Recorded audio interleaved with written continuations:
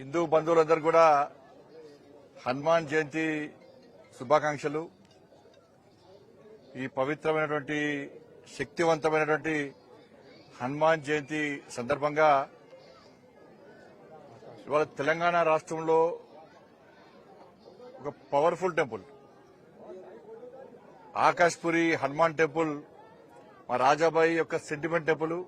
ఈ ప్రాంతంలోని ప్రజలందరూ కూడా ఒక సెంటిమెంట్ టెంపుల్, ఒక పవర్ఫుల్ టెంపుల్. ఇది గతంలో కూడా నేను వచ్చి దర్శనం చేసుకోవడం జరిగింది. ఒక వైబ్రేషన్స్ వస్తున్నాయి, ఇక్కడికి వస్తే వైబ్రేషన్స్ వస్తున్నాయి. కోరిన కోరికలు తీర్చేటువంటి మహాదేవుడు ఆ హనుమాన్ దేవుడు, ఆకాష్పురి హనుమాన్ దేవుడు.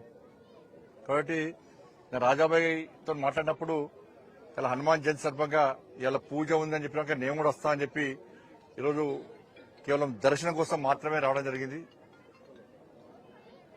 ఇవాళ దేశవ్యాప్తంగా కూడా ఇతర దేశాల్లో కూడా హనుమాన్ జయంతి వేడుకలను చాలా బ్రహ్మాండమైన వాతావరణంలో, ఒక భక్తియుత ధార్మిక వాతావరణంలో హిందూ సమాజం అంతా సంఘటితమై నిర్వహించుకుంటా ఉన్నారు. హిందూ సమాజం యొక్క సంఘటిత శక్తిని ప్రదర్శించడానికి మొన్న శ్రీరామనవమి సందర్భంగా రాజాబాయి ఆధ్వర్యంలో ఒక బ్రహ్మాండమైనటువంటి ఒక చరిత్ర సృష్టించినటువంటి ఒక మహా ర్యాలీ ఇవాళ యాత్ర నిర్వహించడం జరిగింది.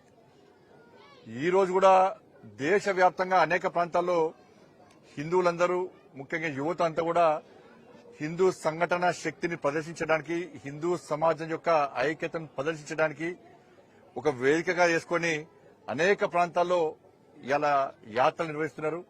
ఎక్కడ పోయినా కూడా ఒక పండుగ వాతావరణం ఉంది. కాబట్టి శక్తివంతమైన దేవుడు ఆంజనేయ స్వామి, శక్తినిచ్చే దేవుడు ఆంజనేయ స్వామి, ధైర్యాన్ని ఇచ్చేటువంటి దేవుడు ఆంజనేయ స్వామి. కాబట్టి హిందూ సమాజానికి ఈ దుష్ట శక్తుల నుంచి కాపాడేటువంటి, సంఘ విద్రోహ శక్తుల నుంచి కాపాడేటువంటి, హిందూ సమాజాన్ని కులాల వారిగా, మతాల వారిగా, వర్గాల వారిగా చీల్చాలని ప్రయత్నిస్తున్నటువంటి ఈ విద్రోహ శక్తుల నుంచి హిందూ సమాజం సంఘటితంగా ఉండే విధంగా యువత కోరుకుంటున్నారో ఆ యువతకు, హిందూ సమాజానికి శక్తిని అందించాలని చెప్పి ఆ మహాదేవుడిని ప్రార్థిస్తూ మీ అందరు కూడా హనుమాన్ జయంతి శుభాకాంక్షలు. కరీంనగర్లో ఇందాక కేటీఆర్ మాట్లాడుతూ హెచ్సియు భూములకు సంబంధించి బీజేపీ ఎంపీ ఒక బ్రోకర్ ని తీసుకొచ్చి రేవంత్ రెడ్డితో లైజనింగ్ చేశారు. దానికి గాను 1.7% కమిషన్ ఇచ్చేందుకు సిద్ధపడ్డారు. 4th సిటీలో ఈ ఎంపీకి లబ్ధి చేకూర్చే ఒప్పందం జరిగిందని కరీంనగర్ కాన్ఫరెన్స్. ఇప్పుడు కమిషన్ ఇచ్చింది తెలుసా, బ్రోకర్ కూడా తెలుసా, ఎంత ఎందుకు పెడతలేడు? పెట్టచ్చు కదా. తప్పు చేస్తే ఇది టీఆర్ఎస్ పార్టీ, బీఆర్ఎస్ పార్టీ కాదు. ప్రజలు దాచుకొని వేల కోట్లు సంపాదించినటువంటి పార్టీ కాదు భారతీయ జనతా పార్టీ. క్రమశిక్షణ గల పార్టీ. ఎక్కడ ఏ అవినీతికి పాల్పడినా కూడా వాళ్ళ మీద చర్యలు తీసుకునే పార్టీ భారతీయ జనతా పార్టీ. బయట పెడతా ఎందుకు బయట పెడతాడు? ఆధారం బయట పెట్టచ్చు కదా. ఎవరు ఆయన ఎందుకు బయట పెడతలేడు? రేవంత్ రెడ్డికి రక్షణ కవచంగా బండి సంజయ్ ఉన్నారని చెప్పి కళ్ళు దొబ్బినాయి. ఇంత చూసినా అవును. మీడియాలకు కనీసం ఇప్పుడు మాలాంటలో, రాజాబాయంటలో వాడు వీడంటే ఇలా మీడియా మొత్తం గొంతెత్తి మమ్మల్ని తిడతారు. ఇంతకుముందు నేను వీడియో అయినా ఒక పేపరోడు వాడు, మరి మీడియా ఏం చేస్తుంది? ఒక పేపరోడు వాడు అని కేసీఆర్ కొడుకు మాట్లాడుతుంటే మీడియా ఎందుకు కూర్చుంటుంది? వాళ్ళు ఎందుకు కూర్చుంటుంది మీడియా? ఒక పేపరోడు వాడు, ఒక బీజేపోడు. బిడ్డ నీ అహంకారం కండకారం తీస్తాం బిడ్డ. గంత నీ అయ్య, ఇంకా వాళ్ళ అయ్య ముఖ్యమంత్రి అనుకుంటాడు, ఇంకా ఆయన మంత్రి అనుకుంటాడు. వాడు వీడా? నీ భాషనే, నీ అహంకారమే బీఆర్ఎస్ పార్టీ కుంభముంచింది. నీ అహంకారమే బీఆర్ఎస్ పార్టీ కుంభముంచింది. ఇలా చెవులు దొబ్బినాయి కేసీఆర్ కొడుకు. అసెంబ్లీలో ఏ రోజన్నా వీళ్ళు 6 గ్యారెంటీ గురించి కొట్టాడు, వాకౌట్ చేసిరా? వీళ్ళు కొట్లాడారు ఎప్పుడైనా? 2500 గురించి మాట్లాడింది నేనే, మాట్లాడలేదంటాడు. 4000 రూపాయల ఆసరా పెన్షన్ గురించి మాట్లాడింది నేనే, మాట్లాడలేదంటే చెవులు దొబ్బినాయి, కళ్ళు దొబ్బినారు. రైతు భరోసా గురించి లెక్కతో బయటపెట్టింది నేనే, మాట్లాడలేదంటున్నాడు. 4000 రూపాయల నిరుద్యోగ వృద్ధి గురించి మాట్లాడింది నేనే, మాట్లాడలేదంటున్నాడు. 2 లక్షల ఉద్యోగాల గురించి మాట్లాడింది నేనే, మాట్లాడలేదంటున్నాడు. ఇక కళ్ళు దొబ్బితే ఏం చేస్తాం మనం? ఎస్సీ గురించి కొట్లాడింది ఎవరు? నీ బీఆర్ఎస్ కొట్లాడినా? స్టేట్ బ్యాంకే పరిమితం. లాంటి దెబ్బలు తిన్నదెవరు? మా యువ మోర్చా లాంటి దెబ్బలు తిన్నారు, మా మహిళా మోర్చా లాంటి దెబ్బలు తిన్నారు, మా ఎమ్మెల్యేలు అరెస్ట్ అయినరు. ఇప్పుడు ఏబీవీ కార్యకర్త జైల్లో ఉన్నాడు, రోహిత్ అనే ఏబీవీ కార్యకర్త జైల్లో ఉన్నాడు. అడ్డుకున్నది మేము పేపర్ స్టేట్మెంట్ ఇచ్చి ఇంట్లో కూర్చున్నది మీరు. ఎస్సీ గురించి కేంద్ర మంత్రులను కలిసింది మేము, నోటీస్ ఇచ్చింది కేంద్ర మంత్రులు. మీరేం చేశారు? పేపర్ స్టేట్మెంట్ ఇచ్చాడు, ఈయన హస్తం ఉంది ఆయన హస్తం ఉంది అని చెప్పుడు టైంపాస్ పాలిటిక్స్ చేసారు మీరు. అంతే కదా మీరు చేసేది, అంతేగా ఏం చేస్తారు మీరు?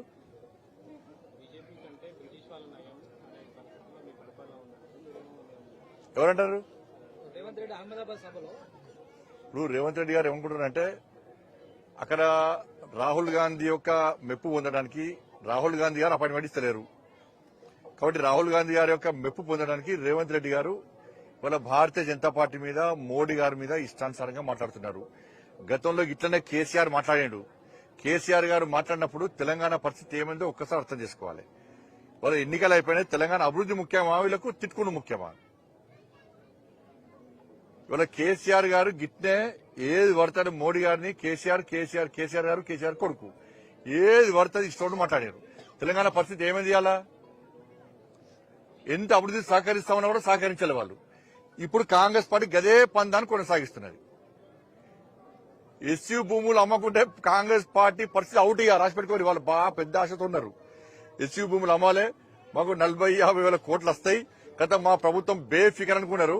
ఇప్పుడు డామిడ్ కథ అడ్డం తిరిగిన లెక్క భారతీయ జనతా పార్టీ చేసిన యుద్దము గౌరవ కోర్టు ఇచ్చినటువంటి తీర్పు మీద ఆధారపడినది.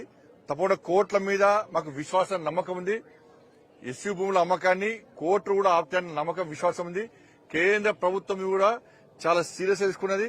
80% ఎస్సీ భూములు అమ్మనివ్వం.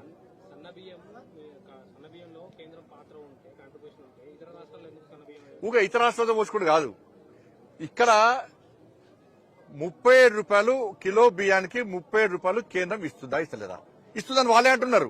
వాళ్ళ కేంద్రం ఏం సంబంధం అంటున్నారు. ఇప్పుడు కిలోకు 37 రూపాయలు కేంద్రం ఇస్తుందని వాళ్ళే అంటున్నారు, మళ్ళీ సంబంధం లేదంటున్నారు. మరి రాయమని చెప్పు, 30 రూపాయలు మాకు వద్దు. కేంద్రం యొక్క సంబంధం లేకుంటే, కేంద్రం యొక్క నిధులు కాదు అనుకుంటే మంత్రి లెటర్ రాయమను కేంద్రానికి, మీ బియ్యం మాకు వద్దు, మీ పైసలు మాకు అద్దే వద్దు, మొత్తం మేమే ఇస్తున్నామని చెప్పి రాయమని చెప్పు దమ్ముంటా. మరి అవి మోడీ బియ్యం, జగమెరిగిన సత్యం. ప్రతి ఒక్కరు అంటున్నారు మోడీ బియ్యం తింటున్నాం, మోడీ బియ్యం ఇస్తున్నా చెప్పి, అది నానుడి. అది తెలంగాణ రాష్ట్ర వ్యాప్తంగా కూడా అంతటా కూడా మోడీ బియ్యం అంటూనే ఉన్నారు. ఇలా రేషన్ షాప్ పోయిన పేదోళ్ళందరూ కూడా మోడీ బియ్యం తీసుకుంటున్నాం అంటున్నారు. అంతే తప్ప కాంగ్రెస్ బియ్యం, ఇది రేవంత్ రెడ్డి గారి బియ్యం, ఇది ఉత్తమ్ కుమార్ రెడ్డి గారి బియ్యం అన్నారు. నేనేమంటున్నా అంటే, కేంద్ర ప్రభుత్వము 30 రూపాయలు ఇస్తలేదు అనుకుంటే, కేంద్ర ప్రభుత్వము ప్రతి సంవత్సరము దాదాపు 10-12 వేల రూపాయలు, 12 వేల కోట్ల రూపాయలు ఖర్చు పెడతలేదు కొనుగోలు నుంచి ఇప్పటిదాకా అనుకుంటే రాయమని చెప్పారు. మరి మాకు కేంద్ర సహకారం అవసరం లేదు, మేమిస్తాం రాయమని చెప్పండి. మరి ఎందుకు రాస్తలేరు? అవ్వ కావాలి బో కావాలి, కానీ మోడీ గారి పేరు వద్దు.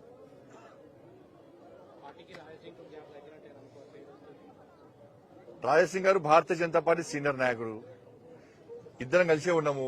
రాజసింగ్ గారు భారతీయ జనతా పార్టీకి 4వ ఎమ్మెల్యే, ఒకప్పుడు ఏకైక ఎమ్మెల్యే. ధర్మం కోసము, సనాతన ధర్మం కోసము, సమాజం కోసము, భారతీయ జనతా పార్టీ సిద్ధాంతానికి లోబడి సిద్ధాంతం కోసం పనిచేసేటువంటి ఒక కమిట్మెంట్ వల్ల కట్టర్ కార్యకర్త రాజాసింగ్ గారు. ఏమి లేవు, మీరు రాస్తున్నారు, మీరు క్రియేట్ చేస్తున్నారు.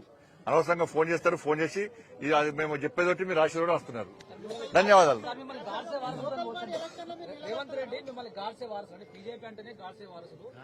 ఇప్పుడు కాంగ్రెస్ అడుగు పెట్టుడెక్కడిదే, 50% ప్రాంతాల్లో మేము ప్రాతినిధ్యం వహిస్తున్నాం. 2 ఎమ్మెల్సీ ఎన్నికల్లో కాంగ్రెస్ పార్టీకి అభ్యర్థులు 40 ఓడిపోయారు. 3 ఎమ్మెల్సీ మాయే, 3 ఎమ్మెల్సీలు మాయే. ఎక్కడ ఉప ఎన్నికలు జరిగినా గెలిచేది బీజేపీ. మరి మొన్న ఎమ్మెల్సీ ఎన్నికలు ఎందుకు ఓడిపోయారు వాళ్ళు? ఇలా హైదరాబాద్ లోకల్ బాడీ ఎలక్షన్స్ లో వాళ్ళ క్యాండిడేట్ ఎందుకు లేరు? ఎంఎం పార్టీకి ఎందుకు సపోర్ట్ చేస్తున్నారు? వాళ్ళ క్యాండిడేట్ లేరు అంటే హైదరాబాద్ ను ఎంఐఎం పార్టీకి అప్పచెప్దామని కాంగ్రెస్ పార్టీ, బీఆర్ఎస్ పార్టీ చూస్తున్నది. రాజాబాయి మేము ఇద్దరం కలిసి విజ్ఞప్తి చేస్తున్నాం బీఆర్ఎస్ పార్టీ, కాంగ్రెస్ పార్టీ కార్పొరేటర్లకు, మీ గుండె మీద చేసుకుని ఒక్కసారి ఆలోచించారు. మీ కుటుంబ సభ్యులతో మధ్యాహ్నం సాయంత్రం భోజనం చేసేటప్పుడు, పూజ చేసేటప్పుడు, సాయంత్రం టీవీ చూసేటప్పుడు మీ కుటుంబ సభ్యులు అడగండి. ఎంఏం పార్టీకి ఓటు వేయమంటారా అని మీ కుటుంబ సభ్యులు అడగండి. గౌరవ కార్పొరేట్లకు విజ్ఞప్తి చేస్తున్నాం మేము. ఎంఏం పార్టీకి ఓటేసి రేపు మీ డివిజన్లలో తిరగగలుగుతారా? హిందువుల ముందు హిందూ సమాజానికి ఏమని సమాజం చెప్తారు? మీరు ఎన్నికల్లో గెలవాలి నెక్స్ట్, అంతే రాజాబాయి. ఇప్పుడు BRS party, Congress party corporator next మీరు కార్పొరేటర్ గెలవాలి. మీకు హిందువుల ఓటు వద్దా? అసదుద్దీన్ ఓవైసో, సలావుద్దీన్ ఓవైసో, ఇంకోటి అక్బరుద్దీన్ ఓవైసో వీళ్ళు వచ్చి ఓటు గెలిపిస్తారు మిమ్మల్ని? లేకుంటే వాళ్ళకి తోడుగా కేసీఆర్, రేవంత్ రెడ్డి గారు వచ్చి గెలిపిస్తారా మిమ్మల్ని? హిందువులు గెలిపిస్తారు మిమ్మల్ని. 80% ఉన్న హిందువులు గెలిపిస్తారు. మీ ఆది నాయకుల మాటలు విని మీరు ఓటింగ్ కు రాకుండా, లేకుంటే ఓటింగ్ వచ్చి ఎంఏఎం పార్టీకి ఓటేస్తే భవిష్యత్తులో మిమ్మల్ని ఎవ్వరు కాపలేరు. ఎందుకంటే భాగ్యనగర్ లో హిందూ సమాజం ఒక్కటుంది. మొన్న రాజాబాయి నిర్వహించినటువంటి యాత్ర వేలాది మంది, 1,00,000 మంది వచ్చారు. దాదాపు అంత మంది వచ్చినప్పుడు అది భాగ్యనగర్ నుంచి ఎక్కువ మంది వచ్చారు. యూత్ అందరూ వచ్చారు. వాళ్ళందరూ ఇళ్లలో కూర్చోరు. రేపటి నుంచి వాళ్ళందరూ కూడా ఇళ్లలో కూర్చోరు. వాళ్ళందరూ కూడా ఎంఏఎం పార్టీ గిట్ల బీఆర్ఎస్ పార్టీ, కాంగ్రెస్ పార్టీ కార్పొరేట్లు ఓటేస్తే మొన్న యాత్రలో పాల్గొన్న యువత వాళ్ళందరూ కూడా మీ మీదకి వస్తారు. మీకు వ్యతిరేకంగా పక్కా హిందూ సమాజాన్ని సంఘటన చేస్తారు. మిమ్మల్ని ఓడగొట్టడం ఖాయం. మీ రాజకీయ భవిష్యత్తును మీరే ఖరాబ్ చేసుకోకండి. మీ ఆది నాయకుల మాటలు వాళ్ళు పార్టీ గురించి, రాజకీయాల గురించి ఆలోచిస్తున్నారు. మీరు మీ భవిష్యత్తు గురించి ఆలోచించుకోండి. వాళ్ళ ఎంఏ పార్టీని గెలిపిస్తే రేపు జనం ఏం చేస్తారు మిమ్మల్ని? అంటే బీజేపీ ఈ పక్క పెట్టండి. మీరు అట్లా మేము హిందుత్వం గురించి ఆలోచించారు. మీరు హిందూ ధర్మం గురించి ఆలోచించండి. వాళ్ళు మీరు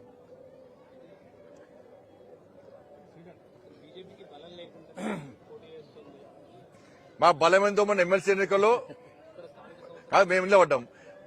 మరి బలం ఉంది, బలం ప్రదర్శించుకోవడానికి మేము ఎన్నికలు పోటీస్తున్నాం. వాళ్ళకి బలం లేదు అంటే క్యాండిడేట్ లేరు. వాళ్ళకు కాంగ్రెస్ పార్టీ నుంచి పోటీ చేసే క్యాండిడేట్ పేరు వాళ్ళు 15 మంది. అది పక్క పార్టీల కష్టం. వాళ్ళు కూడా బీఆర్ఎస్ పార్టీకి 25 మంది ఉన్నారు. 25 మంది ఉన్నారు. అయినా కూడా పోటీ చేస్తలేదు. క్యాండిడేట్ లేరు. మొన్న ఎమ్మెల్సీ ఎన్నికల్లో పోటీ చేద్దామంటే బీఆర్ఎస్ పార్టీ పోటీ చేద్దాం, ఒక్కరు పోటీ చేయలే. ఒక్కరు కూడా. ఇవాళ లోకల్ పార్టీ శాసన మండలి హైదరాబాద్ సంబంధించిన ఎన్నికల్లో కూడా పోటీ చేయడానికి క్యాండిడేట్ కరువు వాళ్ళకు. ధన్యవాదాలు.